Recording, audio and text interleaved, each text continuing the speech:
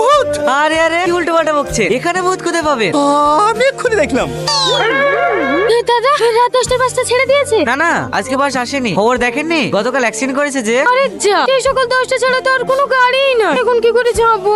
ও ভাই দাঁড়াও, বর্ধমান যাবে? না না, এই সালমা, ওই ছেলেটাও মনে হচ্ছে বর্ধমান যাবে, আর সাথেই চলে যা, সব থেকে ভালো হবে। ওই হ্যালো, কোথায় যাবেন আপনি? বর্ধমান। আমার বান্ধবীও বর্ধমান যাবে, এখন তো কোনো বাস নেই, কোনো একটা মালগাড়ি থেকে দুজনে একসাথেই চলে যান। ঠিক আছে। কি হলো, এত কাছে সরে এসেছেন কেন?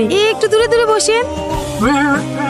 আর সত্যি বলুন না প্লিজ, এবার শুনলে উপরে। ওইভাবে বসে থেকে কত জোরে জোরে নিঃশ্বাস ফেলছেন কেন? আসতে ফেলতে পারছেন না? ড্রাইভার গাড়ি থামাও। যাও তুমি চল যাও। দাঁড়ান দাঁড়ান, আপনি যাবেন না? না যাবো না, যা করছো তাতে তোমার প্রবলেম হচ্ছে। একটু জোরে নিঃশ্বাস ফেললেও তো এইভাবে যেতে পারবো না, তুমি যাও। না না, আমি একা যাবো না, আপনার উপর ভরসা করে আমার বান্ধবী ছেড়েছে, আপনি উঠে আসেন, আর কিচ্ছু বলবো না। আসলে কি জানেন তো, প্রতিদিন খবরে যেসব ঘটনা দেখছি, ছেলেদেরকে এখন বিশ্বাস করতেই ভয় লাগে। আমার উপরে রাগ করে আছেন? না না, তাহলে কথা বলছেন না যে? বলছি তো। হ্যালো ভাই, হ্যাঁ ছুটকি বল। কতক্ষণ লাগে তোর আসতে?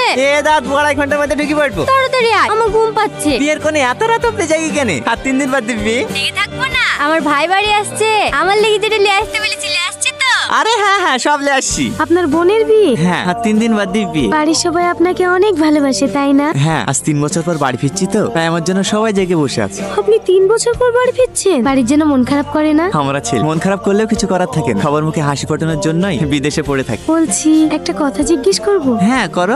আপনি বিয়ে করেছেন? না না, বোনের বিয়ে না দিয়ে আমি বিয়ে করবো কিভাবে? কি হলো? ইদু, একটা কথা বলবো? হ্যাঁ বলো। তোমার গার্লফ্রেন্ড আছে? না না, বেশিরভাগ সময় বিদেশে পড়ে থাকি, আমি গার্লফ্রেন্ড কোথায় পাবো? তোমার আমার কোনো বয়ফ্রেন্ড নেই। ওভাবে কি দেখছো? জানি না। আরে আরে লাগলো, দেখো দিনি দেখে নিতে হয় না? না না ঠিক আছে। সব সময় আগাবাকি, আমাকে বললেন আমি দিতাম। তাই তাহলে আর একবার উঠি, এই লেন সে টাকা ভাড়া। আপনজনের সাথে কি আবার টাকা নেয় নাকি? শোনো না, হ্যাঁ বলেন। তোমার নাম্বারটা। মোবাইলটা দিন। মা ব্যাগে টাকা আছে, ওখানে থেকে 20,000 টাকা লেসে দাও দিনে। হ্যাঁ হ্যাঁ দিছি। বাবু ব্যাগে টাকা পাওয়াছেন যে? তুমি কি বলছো? ভালো করে খুঁজছো? সব জায়গা তো খুঁজনো। কই দেখি। এখানে তো টাকা ছিল, কে বের করে নিত? না না, তোর ব্যাগে তোকে হাত দেয়নি, আমি তো সকাশে তুলে ধুইছো না। কি হয়? আমার তো 4 লক্ষ টাকা ব্যাগের ভিতরে ছিল।